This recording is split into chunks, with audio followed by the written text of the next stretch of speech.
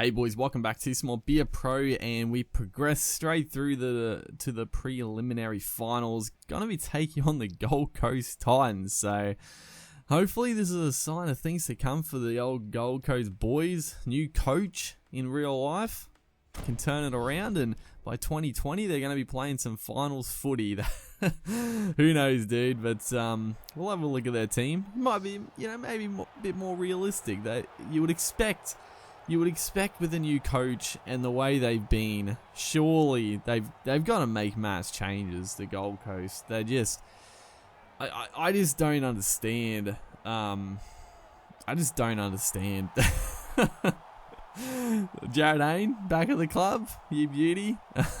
Ash Taylor, Kane Elder's still there. Honestly, the team isn't even that different. So, of course, the one team that has barely changed is the one that yeah, pretty strange. But talking about the Gold Coast for a little bit here, I don't understand. Like, there's been talk about like the players on the contracts. Obviously, like Cartwright getting signed for such big money is just such nonsense. Like, Brennan is an absolute fool.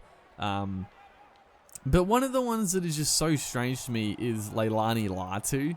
So, and the reason it's so strange is that, like, he got signed like a couple of years ago, and like I thought that would be a pretty good signing. He was a good forward at the Panthers. Like, he was one of their standouts, I would have said.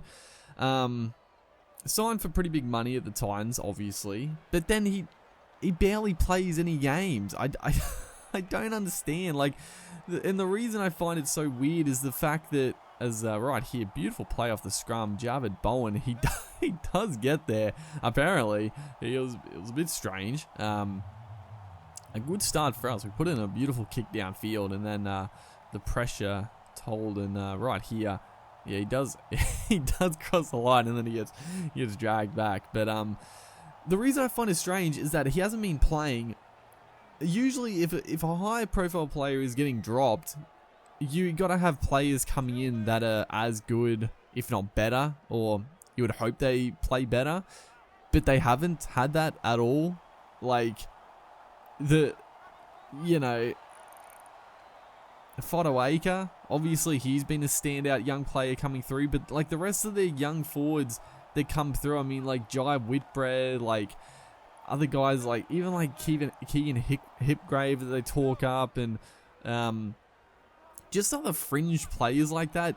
It doesn't make any sense why you wouldn't play Latu. Like, obviously, since Brennan has been dropped, is right here.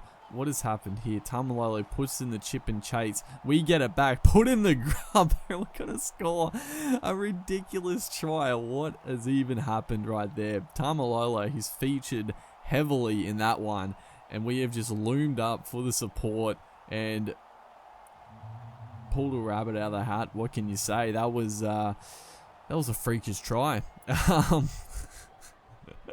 in a deep here because we got some crazy stuff happening with the gameplay, but I'm trying to talk about a topic about the Titans. But we're gonna look at the replay of this one because this was ridiculous. I think it was Tamalolo that made the initial line break. I think we'll have a look here. Chudley, our dummy half, onto the 15. Who was that? Beautiful little offload. Tamalolo bursts into the backfield. He burns him here. Breaks through of another one. I called for the kick. I called for the chip and chase because I thought that he could kick it to someone else. Benji actually caught it. Tamalolo wrapped around. What a bit of play. What a try. But yeah, since Brennan has gone, obviously Latu is back in the... That's the other thing. Brennan bought Latu. He's Panthers boys. He's bought in as... Oh no, we've come up with a high shot. Oh, that is disastrous. They're going to go for 2 for some God's known reason. But that's bad. If we win this game, we're going to be in trouble for the grand final, dude. But that's the weird thing. Brennan bought all these Panthers. No hope is over. And doesn't even play Latu.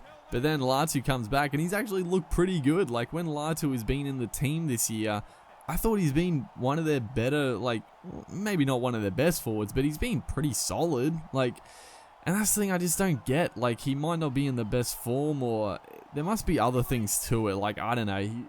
I could probably imagine, and it probably makes sense, like, he does look pretty unfit. He's always been like a big guy, but at the Panthers, he did look pretty, he was big, but he looked fairly fit, big.